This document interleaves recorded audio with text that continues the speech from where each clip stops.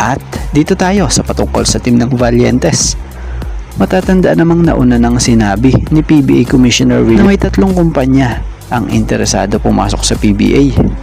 At nito lang sa pinaka-latest update about sa bilihan ng prangkisa. Kung matatandaan nyo, naudlot or hindi na natuloy ang pagbili ng kumpanya ng Star Horse Shipping sa Terra Firma. At ngayon nga, balitang isa itong Zamboanga Valientes naman ang may gusto or nagnanais na makuha ang prangkisa ng Terra Firma. Batay nga po sa nabasa natin sa spin credit po, di umano'y umuusad raw ang proseso ng bentahan sa pagitan ng dalawang kampo. So ibig sabihin, nasa point sila ng negotiation. So balita pa nga it's almost a done deal. So tingnan natin sa mga susunod na araw kung anong resulta nito.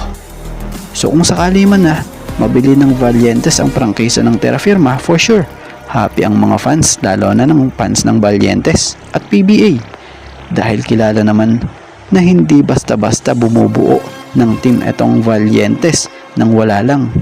So talaga naman nga raw competitive din ang team na ito dahil sa kayang araw po ng team na ito na magdala ng mga mabibigat ding import at player. Gaya na lamang ng mga former NBA import at hindi lang basta NBA import NBA star pa. Tulad na lamang ng mga ito, Mario Chalmers and DeMarcus Cousins. So for sure, dami matutuwa kung Valientes ang tuluyang makabili ng prangkisa ng Terra Firma. Pero syempre, aabangan natin yan sa mga susunod na araw kung anong mga magiging susunod na update patungkol dyan.